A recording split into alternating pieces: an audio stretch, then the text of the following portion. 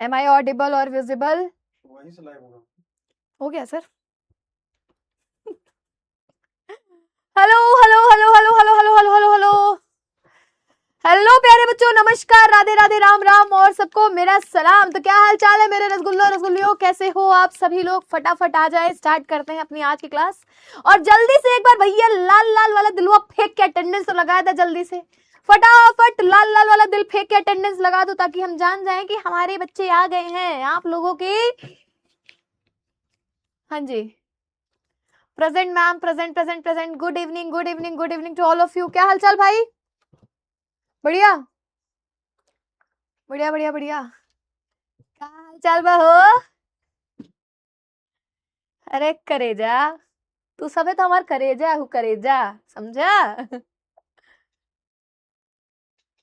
एक एक टुकड़ा हूँ करेजा के। चलो तो स्टार्ट करते हैं भाई आज की क्लास। तो हमारी जो पिछली क्लास थी, हमारी जो पहली क्लास थी, उसमें मैंने क्या पढ़ाया था? मैं थोड़ी सी ना भुलक्कड़ टाइप की इंसान हूँ, तो मेरे को जरा याद दिला देना कि पिछली क्लास में हमने क्या पढ़ा था, कौन सा चैप्टर पढ़ा था, एक बार बता दीजिएगा फटाफट। फटाफट बता दीजिएगा भाई, पिछली क्लास में हमने क्या पढ़ा था और कौन सा चैप्टर पढ़ा था, एक बार बताइए फटाक से। हाँ जी,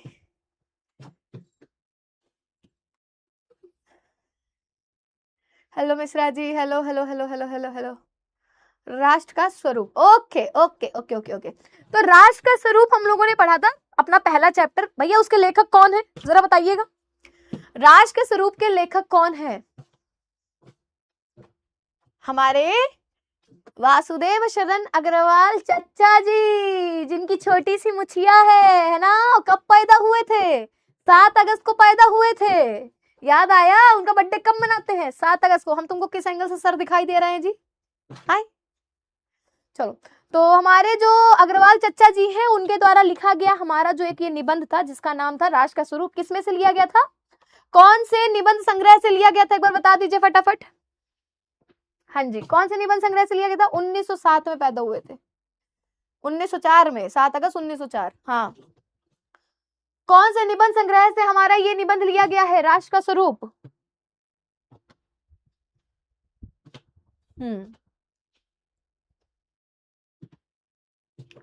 पृथ्वी पुत्र से। वेरी गुड, शाबाश। मतलब तुम लोगों को याद है, याद है करेजा, तू बच्चे तो बहुत होशियार बाहो। चला आगे चलते भाई। तो लास्ट लेक्चर में हमने पूरा एक्सप्लेनेशन पढ़ा था कि राष्ट्र का स्वरूप क्या होता है। इसको तीन मतलब कहा गया है कि इसमें बताया गया था कि राष्ट्र के स्वरूप को 3 चीजों से मिलाकर बनाया जाता है। पहला था हमारा पृथ्वी, जिसको हम कहते हैं, ठीक है, धरती। दूसरा हमारा जन था, जिसको हम मनुष्य कहते हैं, और तीसरी हमारी संस्कृति थी। तो इन 3 चीजों को मिलाकर हम लोग एक राष्ट्र के स्वरूप को तैयार करते हैं, और इन्हीं 3 चीजों से एक राष्ट्र का स्वरूप तैयार होता है या बनता है। ठीक है, चलो।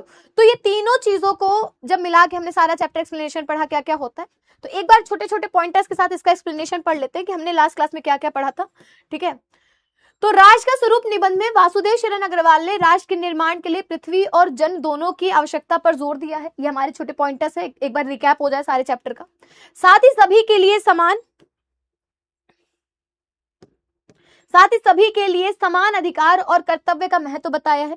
यहाँ निबंध के कुछ मुख्य बिंदु दिए गए, जैसे पहला क्या है, भूमि और जन की आवश्यकता। भूमि और जन की क्या आवश्यकता पड़ती है एक राष्ट्र को तैयार करने के लिए, एक राष्ट्र को, ठीक है, बनाने के लिए। तो राष्ट्र के निर्माण के लिए भूमि और जन दोनों का है महत्व है, और जन के बिना राष्ट्र की कल्पना भी नहीं की जा सकती, बिना मनुष्य के राष्ट्र की कल्पना भी नहीं की जा सकती। ठीक है, उसके बाद अगला पॉइंट क्या यहाँ पर बोलते हैं, अगला पॉइंट कहते हैं भूमि और जन की आवश्यकता क्यों होती है। तो पहला पॉइंट था कि राष्ट्र के निर्माण के लिए भूमि और जन दोनों का महत्व है, और जन के बिना राष्ट्र और राष्ट्र के बिना जन, इसकी कल्पना ही नहीं की जा सकती। मैंने क्या बताया था बेटा, अगर कोई खाली जगह है, ठीक है, एक कोई खाली जगह है, वहां पर कुछ भी नहीं है, ना पेड़ है, ना पौधे हैं, ना इंसान है, दूर दूर तक कुछ नहीं है, तो हम क्या कहते हैं कि भैया ये तो बंजर है, ये क्या है, ये तो बंजर है पड़ा, यहाँ कुछ नहीं है। जैसे मंगल ग्रह, मंगल ग्रह में कहते हैं कि जीवन की संभावना है, पर वहां मनुष्य नहीं है, तो वो सिर्फ खाली पड़ी जमीन है, वहां कुछ भी नहीं है। ठीक है, अगर ये कहा जाए कि एक इंसान वहां के जाकर रहे, तो कोई इंसान तैयार नहीं होगा। रीजन क्या है, क्योंकि वहां कोई भी नहीं है। तो बिना किसी मनुष्य के हम किसी राष्ट्र को तैयार कर ही नहीं सकते। एक देश, एक राष्ट्र तब बनेगा जब वहां पर हम क्या करेंगे बेटा, जब वहां पर कोई मनुष्य आ जाएगा। ठीक है, क्लियर है? कमेंट में बड़ा तेज भाग रहा है जी। हाय हाय हाय नीलेश ब्रो, यो ब्रो, चले आगे चले। साहित्यिक परिचय करवा रहे, काहे परेशान हो रहे हो मैम? क्या अभी से पढ़कर टॉप कर सकते हैं? भैया टॉप नहीं करोगे, स्टेट टॉप करोगे and you are the topper. यही समझकर आप लोग पढ़ना शुरू कर दो अभी से ही। तुम ही टॉपर हो, तुम ही स्टेट के पहले टॉपर हो। यूपी के 75-76 जितने भी आपके जिले हैं उन सब में पहला नंबर तुम्हारा है, तुम टॉपर हो, कोई और टॉपर हो ही नहीं सकता। कौन बोल सकता है यार तुम्हारे आगे? तुम्हारे आगे कोई नहीं बोल सकता, बस अभी से पढ़ना पड़ेगा, समझे? तो कौन टॉपर है एक बार कमेंट बताना, कौन टॉपर है? बोलो मैडम जी हम टॉपर है, समझे? तुम्हारे आगे कौनो नहीं बोल सकता है, तुम ही होशियार हो, तुमसे ज्यादा बुद्धिमान कोई है ही नहीं इस धरती पर। चल, तो क्या बोला गया, भूमि और जन की आवश्यकता क्यों होती है? कि दोनों का महत्व है, दोनों एक दूसरे के बिना उनकी कल्पना की ही नहीं जा सकती, ठीक है। उदार दृष्टिकोण, प्रत्येक व्यक्ति को अपने निजी स्वार्थों को त्याग कर सभी के प्रति उदार दृष्टिकोण अपनाना चाहिए। अब अगर हम जाकर कहें कि भैया हमारा इनसे मतलब है, मतलब अगर मुझे जरूरत है उस इंसान की, मेरा काम बन रहा है उस इंसान से, तो हम तब उससे बात करेंगे। अदरवाइज तू को एहू भैया हम तो का नहीं जानित, ऐसे बोल के उसको इग्नोर करके आगे चल देते हैं। लेकिन ऐसा नहीं होना चाहिए। हर व्यक्ति को अपने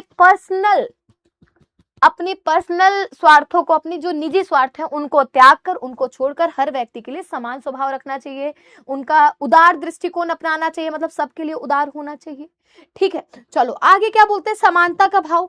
समानता के भाव से ही राष्ट्र की प्रगति संभव होती है। जब तक हमारे मन में समानता का भाव नहीं आएगा तब तक राष्ट्र की प्रगति नहीं होगी। बेटा ये नोट्स ही है, छोटे छोटे पॉइंटर्स है, ये नोट्स ही है, ठीक है।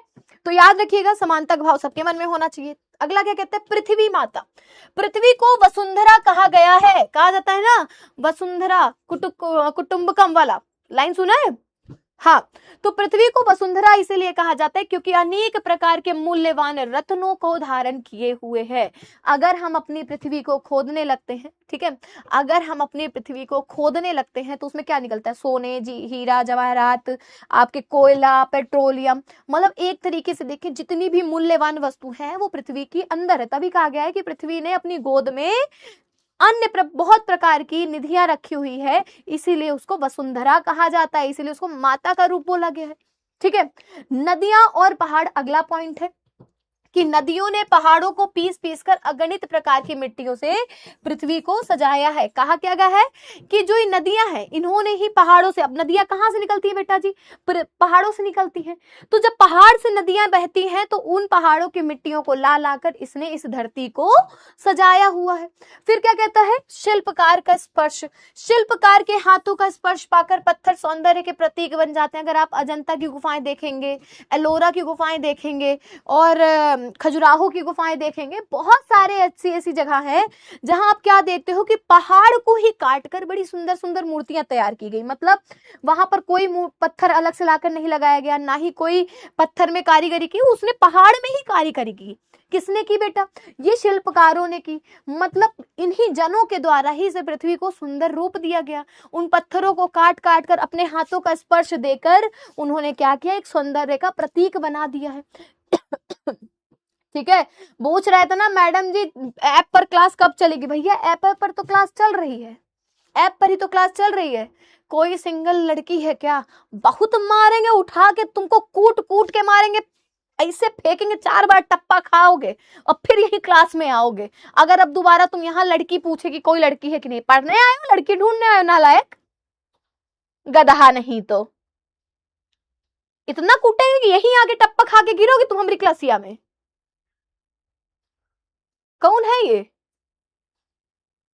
Hello ma'am, good evening, good evening बेटा।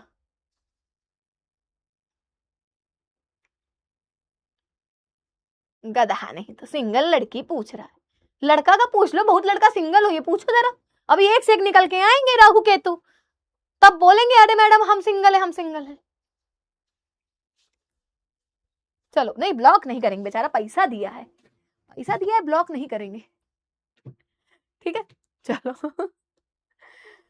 आगे क्या कहते हैं, निबंध के लेखक। तो राष्ट्र के स्वरूप निबंध के जो लेखक हैं वासुदेव शरण अग्रवाल द्वारा लिखा गया है, ठीक है।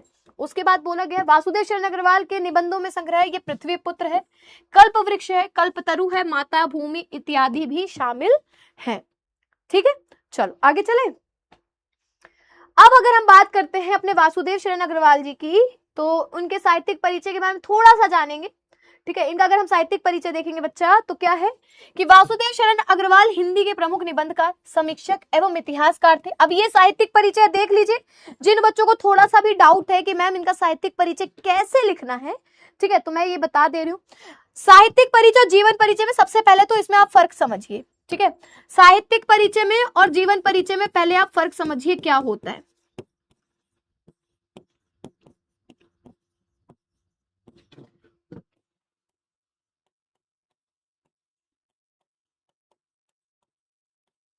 ए दीदी थोड़ा किनारे हो, लिखना है, साइड रहना। चलो पहले समझो आप तो। देखो, हम अभी 10th में जब एग्जाम दे रहे थे, ठीक है, हमने जब 10th में एग्जाम दिया, हमने जब 11th में एग्जाम दिया, तो हम लोगों के एग्जाम में आता था कि दिस लेखक का, मतलब इस लेखक का आपको जीवन परिचय लिखना है। ठीक है, इस लेखक का आपको जीवन परिचय लिखना है। पर 12th में जब आएंगे तो 12th में आपके पास क्वेश्चन आएगा कि भैया 12th में क्वेश्चन ये आएगा कि आपको इस लेखक का साहित्यिक परिचय लिखना है, इनकी रचनाओं को बताते हुए। थोड़ा सा क्वेश्चन चेंज रहेगा। अब काफी बच्चे इस चीज को लेकर कंफ्यूज रहते हैं, अरे मोरी मैया ये नया प्रश्न कौन सा आ गया भैया, अभी तक हम जीवन परिचय लिखते हैं, अब ये साहित्यिक परिचय कहाँ से लिखेंगे। तो बेटा ज्यादा फर्क नहीं होता है। आपने जैसे 10th में वो जीवन परिचय लिखा था, ठीक है, आपने जैसे उसमें जीवन परिचय लिखा था 10th में, वैसे ही आपका साहित्यिक परिचय लिखा जाएगा। ठीक है, वैसे ही सेम क्या किया जाएगा बेटा जी, उसी तरह आपका साहित्यिक परिचय होगा। बस डिफरेंस इतना है, आप लोगों ने 10th क्लास में जब जीवन परिचय लिखा करते थे तो सबसे पहले उनका जन्म तिथि पूरा एक्सप्लेनेशन के साथ बताते थे। मतलब उनके जीवन की पूरी कहानी आप एकदम एक्सप्लेनेशन के साथ बताते थे कि भैया यहाँ जन्म लिए, ये इनके पापा थे, ये इनकी मम्मी थी, यहाँ रहते थे, फिर इन्होंने यहाँ से अपनी प्रारंभिक शिक्षा शुरू की, फिर कॉलेज यहाँ पढ़ने गए, फिर इन्होंने यहाँ नौकरी की, फिर ये किया, तब जाके इन्होंने लेखन का कार्य किया। इतनी लंबी चौड़ी उनकी गाथा आप बताते थे, कहानी लिखते थे। पर बेटा आपका जो साहित्यिक परिचय है उसमें इतनी लंबी कहानी बताने की आवश्यकता नहीं है। सिंपल सा सीन है, आपको क्या बताना है, भैया ये हमारे लेखक है, बड़े ही अच्छे लेखक है, इनका जन्म इस तारीख को हुआ था, यहाँ पर हुआ था, और इन्होंने अपने साहित्य की रचना इस स्थान से शुरू की। इतना थोड़ा सा एक्सप्लेनेशन के बाद सीधा आपको डालना है इनकी प्रमुख रचनाएं जो हैं, ठीक है, वो लिखना है, जो रचनाएं होती हैं, इनकी शैली क्या रही है लिखने की, फिर उसके बाद इनका साहित्य में क्या स्थान रहा है, और इनकी जो महत्वपूर्ण चीजें हैं साहित्य को लेकर कि इन्होंने कहां से क्या लिखना शुरू किया, बस उतना। साहित्यिक परिचय में इनके सिर्फ साहित्यिक जीवन के बारे में बताया जाता है, बस। ठीक है, जीवन के बारे में बहुत ज्यादा एक्सप्लेनेशन नहीं दिया जाता है। मैम जीवन परिचय नहीं आएगा बेटा, 12th में जीवन परिचय नहीं आएगा। अभी आपका पहला चैप्टर है, अभी पहले दिन का कंफ्यूजन है। जैसे जैसे आप और चैप्टर पढ़ते जाओगे ना बेटा, वैसे वैसे आपको और भी चीजें क्लियर होती जाएंगी कि भाई साहित्यिक परिचय कैसे होता है और जीवन परिचय कैसे होता है। मैम जीवन परिचय नहीं आएगा, नहीं आएगा मैम, मैंने 10th CBSE बोर्ड से किया, डोंट वरी, 12th अपना यूपी से भौकाल मचाएंगे जी। मैम एक बार पूरा लिख दीजिए बेटा, ये पूरा ही लिख के लाई हूँ, अभी देखो समझा रही हूँ, इसमें ही समझा रही हूँ। मैम आप बहुत अच्छा पढ़ाते हो, आई लव यू टू बच्चा, पर पढ़ाई करना बहुत जरूरी है। ठीक है, बता दो यार मैम, क्या बताना है पूछो। अच्छा नोट कलर दूसरा यूज करें, ठीक है, कलर दूसरा यूज कर लिया जाएगा। चलिए आगे चले, मैम पूरा लिख देते, हाँ मैं पूरा बता रही हूँ, परेशान मत हो। समझो, अब आप लोगों को कैसे साहित्यिक परिचय लिखना। जैसे वासुदेव शरण अग्रवाल जी के बारे में हम बात कर रहे थे, ठीक है, हमने वासुदेव शरण अग्रवाल जी के बारे में हमको यहाँ लिखना है साहित्यिक परिचय, ध्यान से सुनना, ठीक है, सारी चीजें छोड़कर पहले ध्यान से सुनो कि आप लोगों को वासुदेव शरण अग्रवाल जी के बारे में लिखना है। ठीक है, अब यहाँ पर हमने हेडिंग डाल दी निबंध के लेखक, हमने उनका नाम बताया कि किसके द्वारा निबंध लिखा गया। फिर यहां से हमने शुरू कर दिया कि वासुदेव शरण अग्रवाल के निबंधों के संग्रह में पृथ्वी पुत्र, कल्पवृक्ष, कल्पतरु, मातृभूमि इत्यादि शामिल है।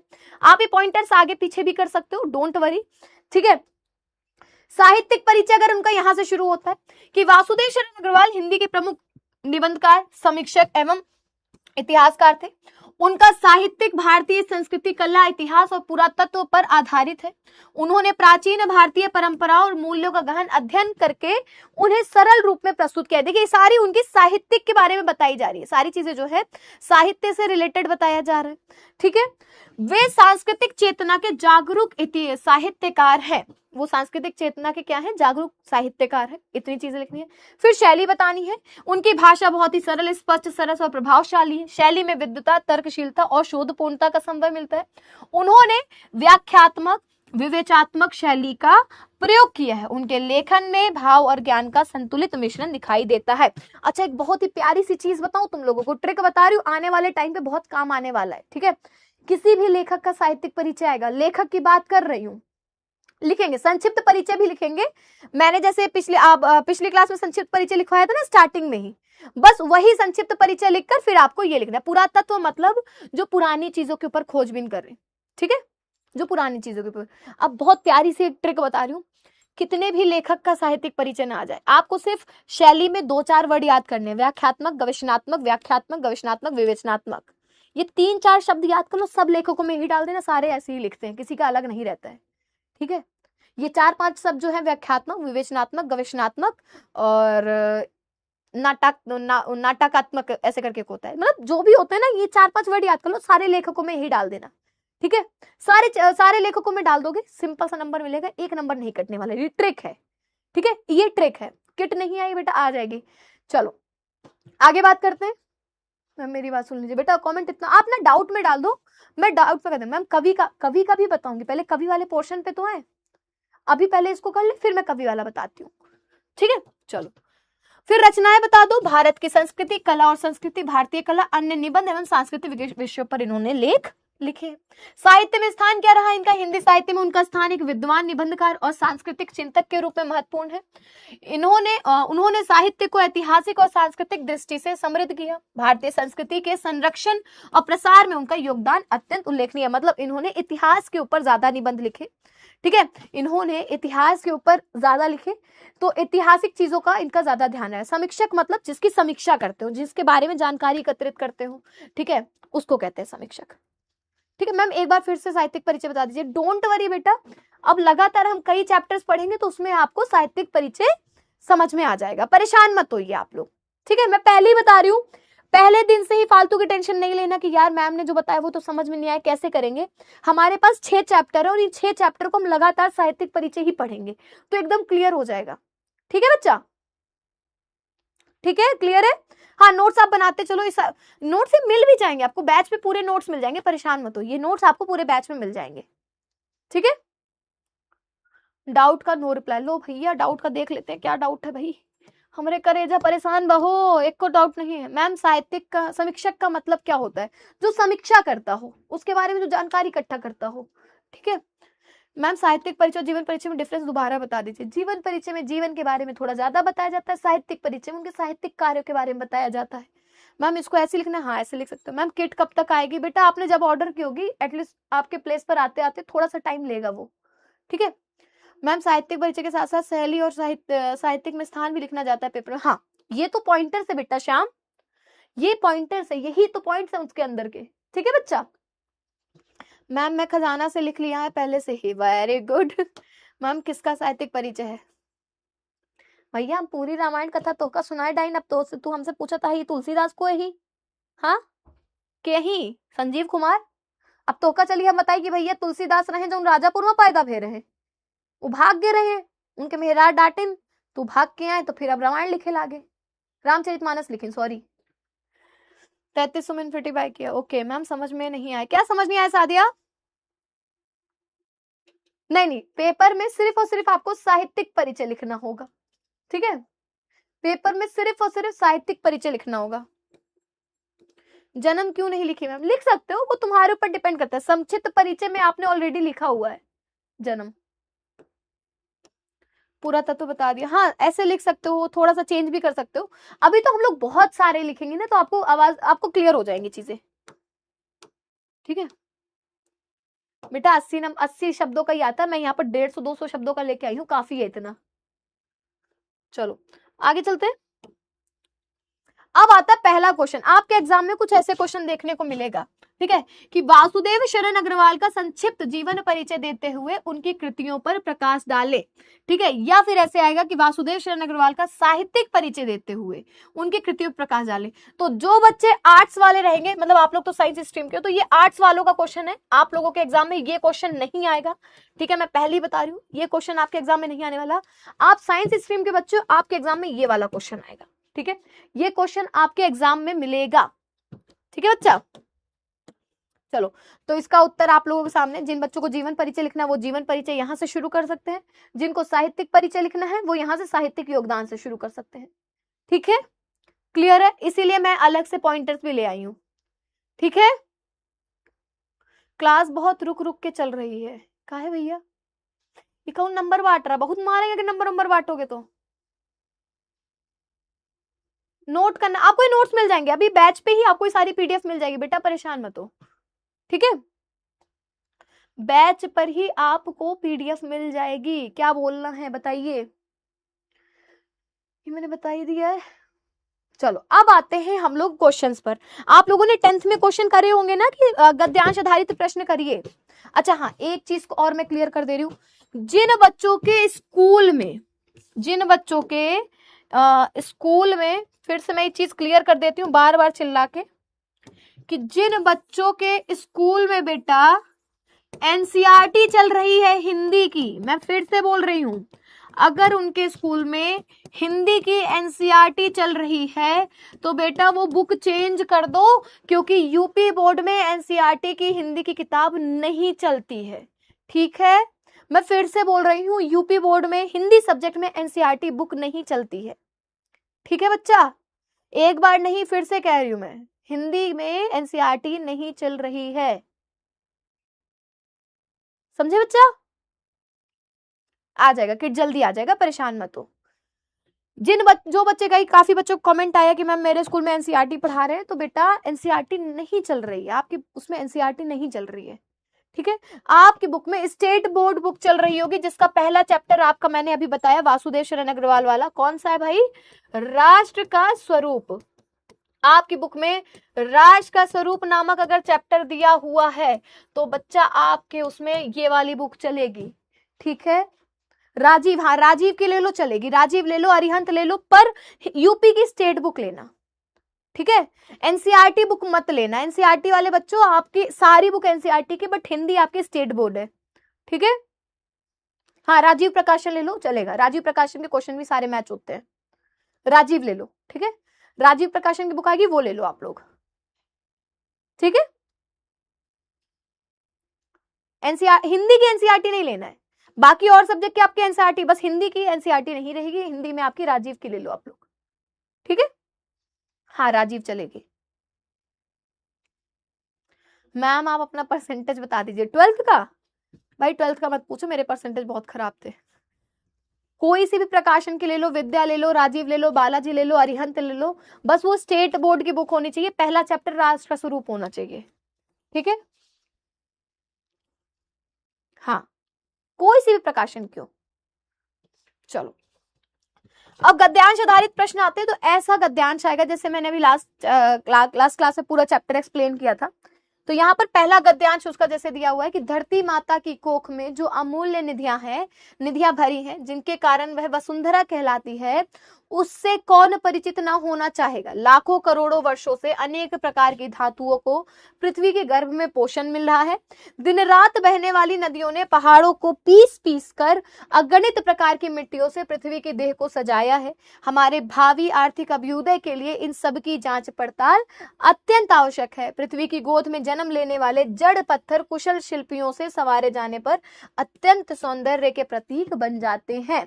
ठीक है, तो ये आपका क्या हो जाएगा, ये आपका बेटा गद्यांश आधारित प्रश्न है। अब इसमें आपको किसका आंसर देना, जैसे आपने 10th में गद्यांश आधारित प्रश्न दिया था, ठीक है मैम 10th में आपके कितने परसेंटेज आए थे, 86, समझो।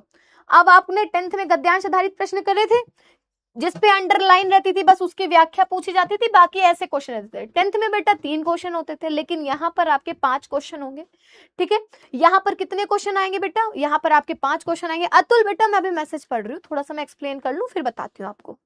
ठीक है, 10th में आपके 3 क्वेश्चन होते थे, यहाँ पर आपके एक गद्यांश से 5 क्वेश्चन होंगे और यहाँ पर आपका जो गद्यांश होगा वो 10 नंबर का आएगा। आपके 10 मार्क्स बनेंगे इस गद्यांश से। 2-2 नंबर के एक प्रश्न होंगे, ठीक है, 2-2 नंबर के एक प्रश्न होंगे। क्लियर है? क्लियर है बेटा? हाँ, 2-2 नंबर के एक प्रश्न होंगे। अब जैसे पहला प्रश्न इसका क्या है, अब यहाँ पर अभी गद्यांश चल रहा है। नाना भांति के अनगढ़ नग विंध्य की नदियों के प्रभाव में सूर्य की धूप से चिलकते रहते हैं। उनको जब चतुर कारीगर पहलदार कटाव पर लाते हैं तब उनके प्रत्येक घाट से नई शोभा और सुंदरता फूट पड़ती है। वे अनमोल हो जाते हैं। देश के नर नारियों के रूप मंडन और सौंदर्य प्रसाधनों में इन छोटे पत्रों का भी सदा से कितना भाग रहा है। अतएव हमें उनका ज्ञान होना भी आवश्यक है। जैसे मैंने क्या बताया था कि जो लड़कियां हैं भाई, जो गहने वगैरह पहनते हैं, ठीक है, जो गहना वगैरह पहनती हैं, जो सजती हैं, तो वो जो नग वगैरह हैं ये सब नदियों से ही तो मिलते हैं। ये सारी मोतियां भी तो नदियों से मिलती हैं, है ना बेटा? तो ये सारी हमारी धरती माता की कोख में ही थी और धरती माता की कोख में ही इनको सजाया गया। ठीक है, अब पहला प्रश्न आता है इसमें, हमारा पहला प्रश्न है कि उपयुक्त गद्यांश के पाठ और लेखक का नाम लिखिए। ये कॉमन क्वेश्चन है, ये हर उसमें आएगा आपके। तो भाई हमारे इस गद्यांश का नाम क्या है? यह एक निबंध है जिसका नाम क्या है बेटा? इसका नाम हमारा है राष्ट्र का स्वरूप। और इसके लेखक कौन है बेटा? हमारे डॉक्टर वासुदेव शरण अग्रवाल जी। ठीक है, पहला क्वेश्चन सिंपल सा। तो अगर आपका पद्यांश पूछा, वो संदर्भ पूछा जाता है तो आप ये डाल दीजिए। क्या डाल देंगे? क्लास चल रही है।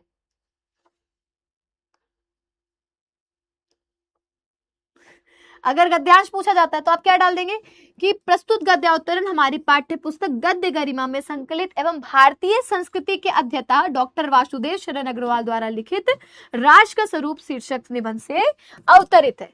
ठीक है, अगर संदर्भ पूछता है। और अगर आपसे सिंपल सा ये पूछता है कि लेखक का नाम और पाठ का नाम लिखिए, तो आप इतना भी लिख सकते हो, पाठ का नाम राष्ट्र का स्वरूप, लेखक का नाम वासुदेव शरण अग्रवाल जी। ठीक है, ठीक है, क्लियर है? एक बार जल्दी से बता दीजिए कमेंट बॉक्स में, क्लियर है? बिल्कुल आवाज से पढ़ के बेटा तुम 100% ले आओगे, 95 तो बहुत कम है। मैम प्लीज चेक कर लीजिए, क्लास रुक रुक के चल रही है, ऐसा नेटवर्क इशू हो सकता है।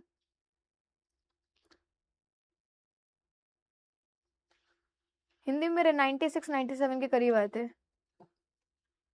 बैग यहाँ रखा है।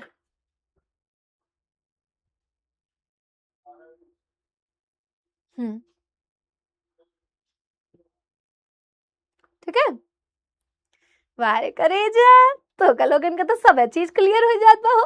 बड़ी बढ़िया क्लास बा हमारे परिश्रम के। ऐसे बच्चे चाहिए जो हर कमेंट का यस मैम क्लियर है, यस मैम क्लियर है। मजा आ रही है? मजा आ रही है? मजा नहीं आ रही करेजा? मैम नोट्स मिल जाएंगे? हाँ, नोट्स आपको बैच में मिल जाएंगे, आफ्टर क्लास आपको नोट्स मिल जाएंगे। हिंदी को बहुत टफ मत समझना, बहुत इजी है, आराम से करेंगे, एक एक करके पढ़ेंगे, एकदम क्लियर होता जाएगा। ठीक है, एक एक करके पढ़ेंगे, एकदम क्लियर होता जाएगा। अच्छा 11th वाले ही हैं? बहुत सही, बहुत सही।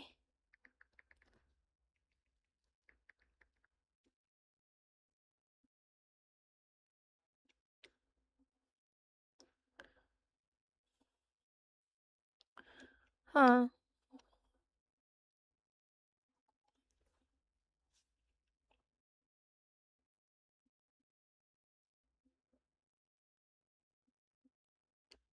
चलो आगे चले, क्या मजेदार हो।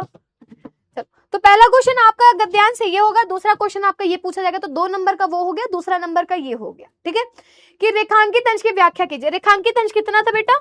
ये इतना ही था जितने पे लाइन खींची गई थी। ठीक है, धरती माता की कोख में अमूल्य, तो ये मैंने ऑलरेडी पढ़ाया था आपको। ठीक है, तब भी एक बार फिर से एक्सप्लेनेशन यहाँ देख लेते हैं कि विद्वान लेखक ने कहा है कि धरती माता की कोख में अमूल्य रत्न भरे पड़े हैं। इन्हीं रत्नों के कारण पृथ्वी का एक नाम वसुंधरा, जिसको वासु रत्नों को धारण करने वाली भी है।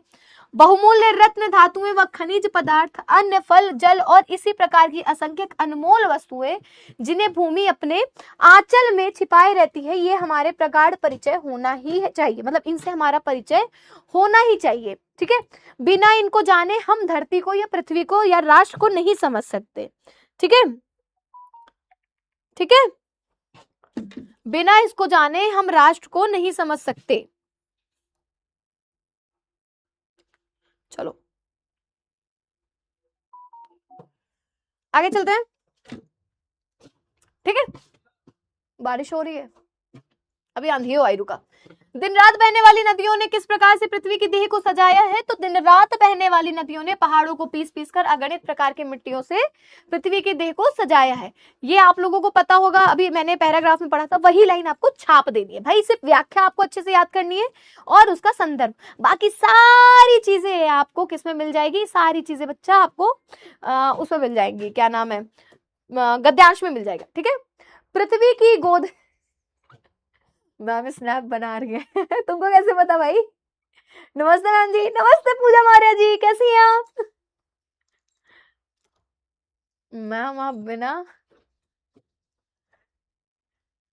साहित्यिक परिचय बताइए, बता तो दिया मैम, अपनी इंस्टा आईडी दे दो, मेरा ही नाम है बेटा, मेरा नाम करोगे वही है। मैम बिना मेकअप अच्छा लगता, बेटा मैं बिना मेकअप ही हूँ, तुम मेरे को बहुत रेयर केस में मेकअप में देखोगे, मैं जल्दी मेकअप नहीं करती, बहुत कभी कभी कर लूंगी, कभी कभी नहीं करती। मैम एक फोटो खींचो सारा क्वेश्चन, बेटा आपको पीडीएफ मिल जाएगी, परेशान मत हो अंशी, आपको पूरी पीडीएफ मिल जाएगी, ठीक है। हाँ हाँ बना लो, एमसीक्यू नहीं आते इसमें से, एमसीक्यू नहीं आते, परेशान मत हो, ठीक है। एमसीक्यू नहीं आएंगे आपके चैप्टर से। 11th में मस्ती की, 12th में थोड़ा सीरियस हो जाता है, बिल्कुल।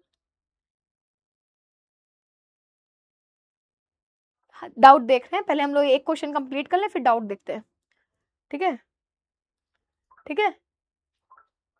चलो एक्चुअली मेरे भाई का स्नैप आया है और वो मुझसे कह रहा है कि कहाँ हो, पैसे भेजो पैसे मांग रहा है, मैंने उसको भेजा, मैं क्लास में हूँ।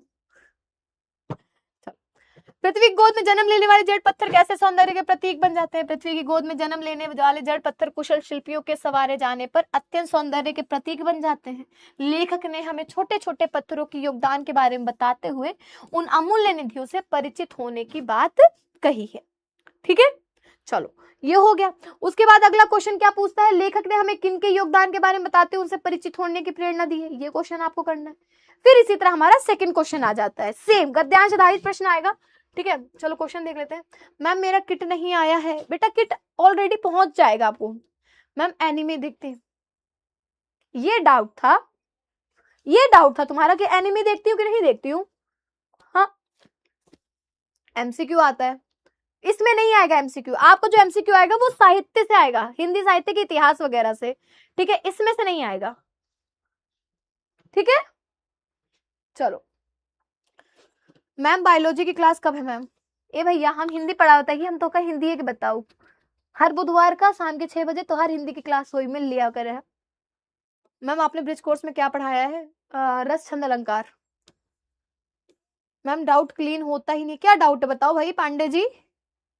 प्रगाढ़ मतलब बहुत बड़ा, ठीक है। मैम व्याख्या यूं ही की जाती है, जहां अंडरलाइन होता है कि पूरा का होता है, सिर्फ अंडरलाइन वाले की व्याख्या होती है बस, जितना अंडरलाइन दिया होता है क्वेश्चन में बस उतने की व्याख्या होती है, उससे ज्यादा की व्याख्या नहीं होती है, ठीक है बच्चा।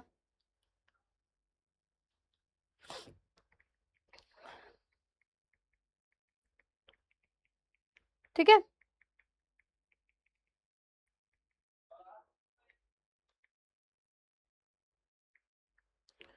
चलो आगे चले।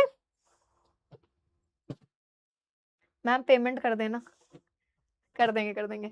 मैम व्याख्या कैसे करें? बेटा मैंने समझाया था, प्रगाढ़ मतलब बड़ा होता है। मैम एक बार फिर से समझा दो कैसे लिखे, देख लेना आप क्लास को, फिर मैं अभी पता है बहुत क्लासेस चलेंगे, पहली क्लास है, अभी थोड़ा बहुत डाउट होगा, आई नो सबको थोड़ी थोड़ी दिक्कत होगी, बट हाँ एक चीज मैं बता रही हूँ, कोई भी बच्चा फर्स्ट क्लास से जज नहीं करेगा कि मैडम बहुत बेकार पढ़ाती है।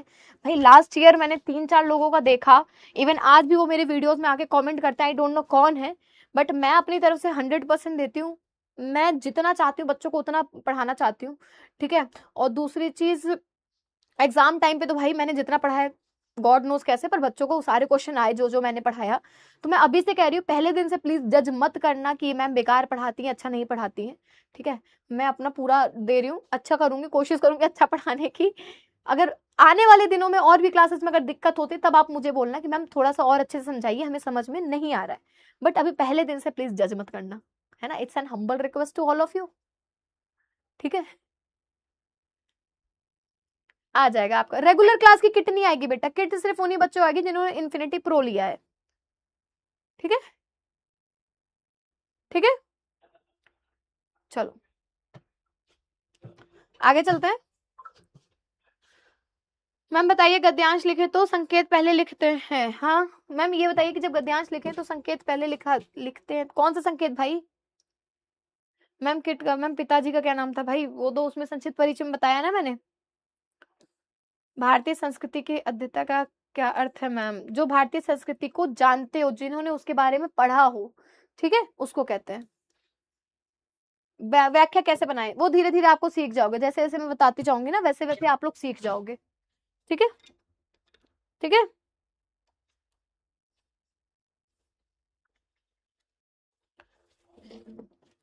चलो आगे चले।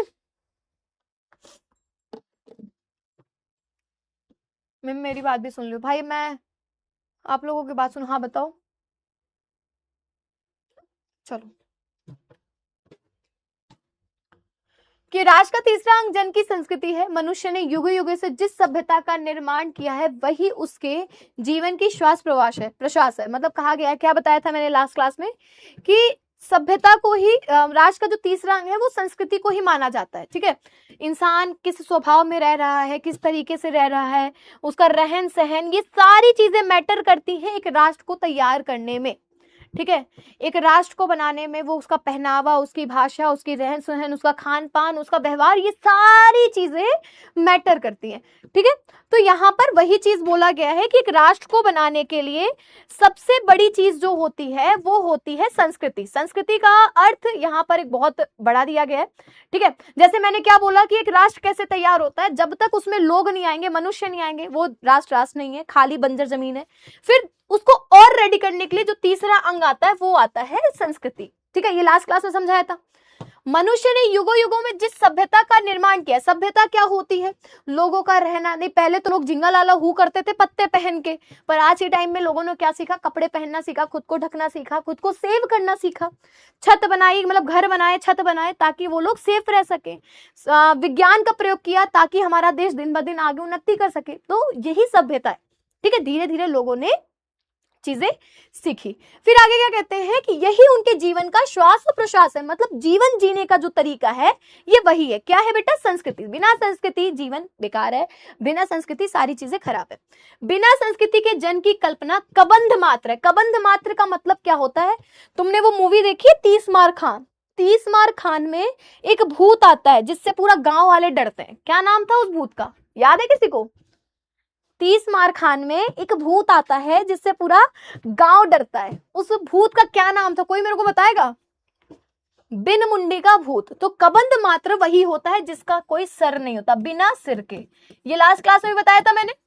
बिना सिर के जो होता है, बिना सिर का जो धड़ होता है, बिना सिर का जो शरीर होता है उसको हम लोग कबंध मात्र कहते हैं, ठीक है। संस्कृति ही जन का मस्तिष्क है। मतलब अगर बुद्धि की बात किया जाए, दिमाग की बात किया जाए, ब्रेन की बात किया जाए तो संस्कृति ही जन का मस्तिष्क कहा जाता है, ठीक है। क्लियर है? मंजूलिका नहीं थी। संस्कृति के विकास और अभ्युदय के द्वारा ही राष्ट्र की वृद्धि संभव है। संस्कृति का विकास होगा, उसका अभ्युदय होगा, तभी राष्ट्र की संस्कृति भी आगे बढ़ेगी। राष्ट्र के समग्र रूप में भूमि और जन के साथ साथ, फिर ये पूरा पैराग्राफ एज इट इज दिया हुआ है, जितना अंडरलाइन था मैंने समझा दिया।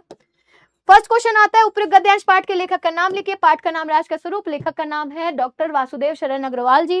रेखांकित अंश की व्याख्या अभी जस्ट मैंने कर दी। राष्ट्र के समग्र रूप में भूमि और जन के साथ साथ किसका महत्वपूर्ण स्थान है? तो वो थर्ड चीज है हमारी संस्कृति। किसको बोला गया है भाई? संस्कृति को बोला गया है। कोई कन्या नहीं है संस्कृति। नहीं, हमारे जो यहाँ पर बालक हैं वो कहने लगेंगे मैम ये संस्कृति कौन है, जरा बताइए। तो संस्कृति यहाँ कोई कन्या नहीं है। चलो, कब राष्ट्र का लोप समझना चाहिए? जब संस्कृति का अंत होने लगता है, ठीक है। चलो आगे क्या बोलते हैं कि संस्कृति के सौंदर्य और सौरभ में क्या अंतर्निहित है। ये सारी चीजें पूछी गई है। फिर इसी तरह बेटा इसके सारे आंसर यहाँ पर दिए हुए हैं, जितने भी आंसर हैं आप आंसर देख लीजिएगा, पीडीएफ में मिल जाएगी। नेक्स्ट आपका आता है साहित्य। अगला क्वेश्चन, साहित्य और कला। मैम व्याकरण कब से करवाएंगी?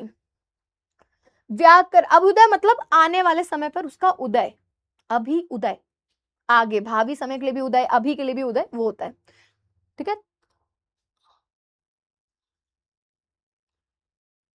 व्याकरण व्याकरण अभी नहीं होगा बेटा, अभी तो पहला चैप्टर होगा, इसके बाद हमारी एक पोयम होगी, देन उसके बाद व्याकरण होगा आपका। ठीक है, क्लियर है? There is no girl with the name of Sanskriti. Okay, class रुक रुक कर चल रहा है, देख लेंगे, डाउट भी देख लेंगे, पहले क्वेश्चन देखो। चलो ये अगला क्वेश्चन है, साहित्य, कला, नृत्य, गीत, आमोद प्रमोद अनेक रूपों में साहित्य जन अपने अपने मस्तिष्क को, भावों को प्रकट करते हैं। देखो धरती पर मनुष्य आए हैं तो ऑब्वियस सी बात है उनके मन में भाव है, ठीक है, उनके मन में इमोशंस है, उनके मन में फीलिंग है। क्लियर? अगर इस पृथ्वी पर लोग हैं तो उनके मन में फीलिंग्स होंगी, इमोशंस होंगे, भाव होंगे, जिसको हम कहते हैं।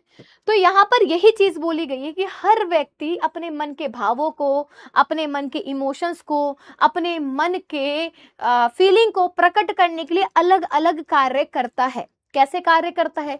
कोई नृत्य करके अपने चीजों को दिखाता है, कोई अपनी कला के द्वारा, जैसे पेंटिंग हो गई, शिल्पकारी हो गई, ये सारी चीजें।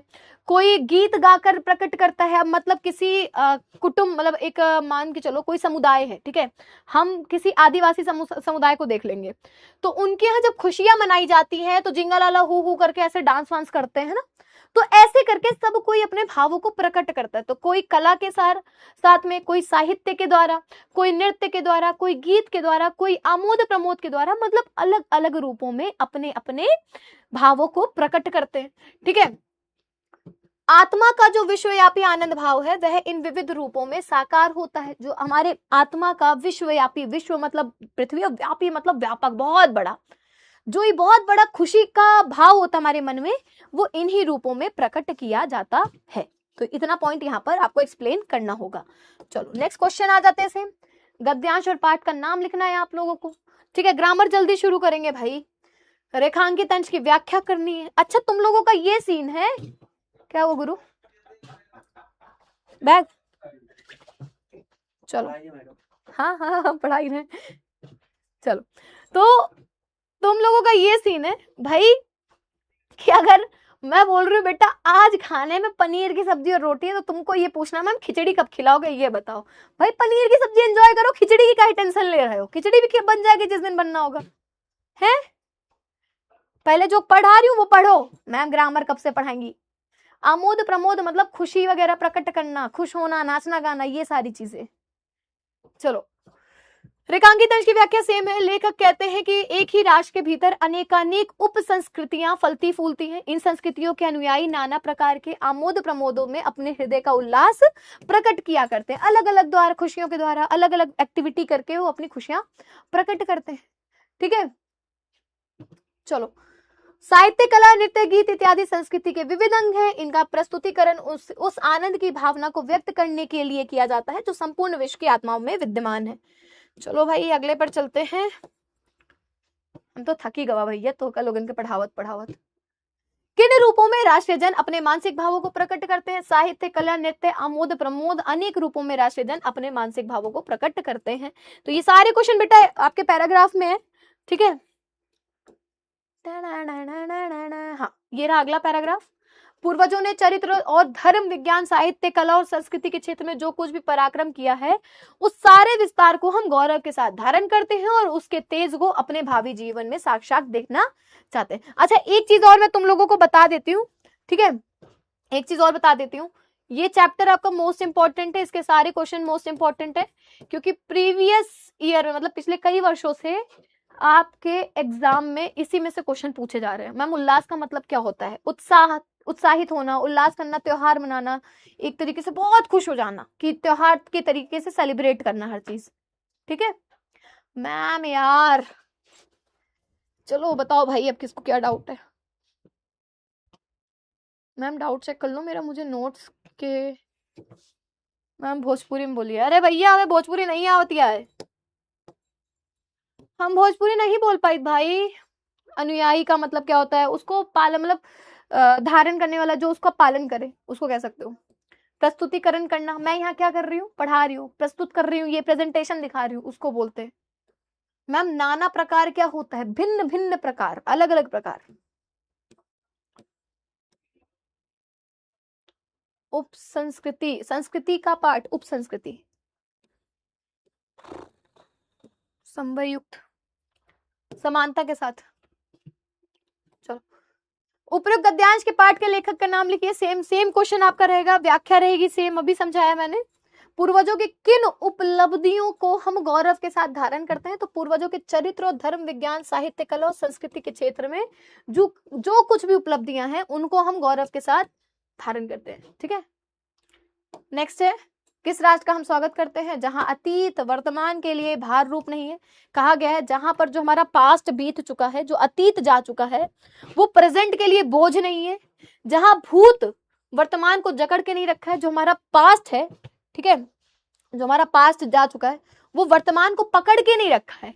और जहां वरन अपने वरदान को पुष्ट कर उसको आगे बढ़ाना चाहता है, बाकी उससे सीख कर अपने प्रेजेंट को वो आगे बढ़ाना चाहता है, उस राष्ट्र का हम स्वागत करते हैं, उस राष्ट्र को हम बुलाते हैं। मैम नंदू को बुला, तुमको बहुत याद आ रही है नंदू की, है?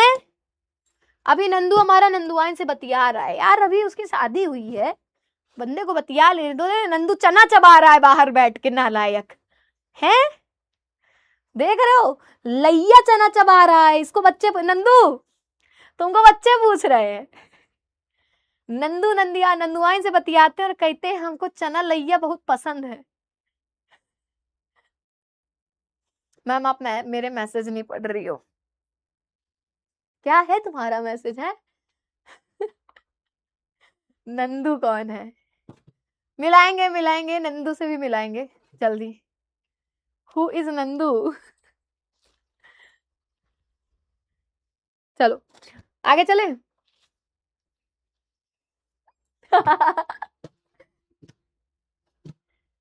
भाई है, होमवर्क आ गए, चैप्टर खत्म, क्वेश्चन खत्म। ठीक है, अब हम लोग होमवर्क पे आ जाते हैं।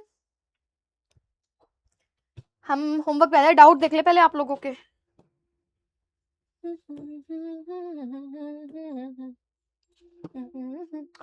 मैम नंदू कौन? डाउट में ये क्वेश्चन कौन पूछता है भाई, नंदू कौन है? है? मैम मीडियम का अपोजिट क्या होता है?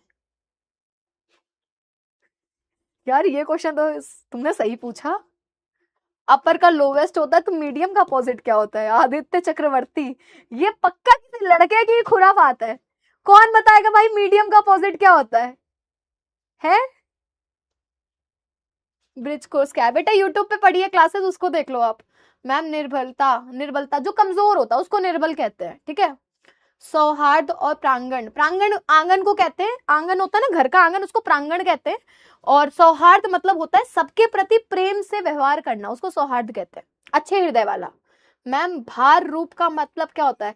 जैसे जब तक तू लोग पढ़ाई करता है, ठीक, ओके बाद तू तो का लोगन का कोर्स कराए दिन, ओके बाद तू घर में बैठे है, तू कौनो कमाया मैं नहीं जाता, तो वो तू भार है, मतलब बोझा। ठीक। मैम पराक्रम, आक्रमण, संघर्ष मतलब लड़ाई, उसको कहते हैं। अमोद प्रमोद ये सारे बता दिए। डाउट क्लियर है भाई सबका? ठीक है, होमवर्क दे देते हैं। होमवर्क है, सभी क्वेश्चन करके आने हैं आप लोगों को। दूसरा चीज, अपने लेखक का साहित्यिक परिचय लिखना है, वासुदेव शरण चच्चा का। ठीक है, बढ़िया सुंदर सा लिख के आना, इनका साहित्यिक परिचय आपको लिख के आना है।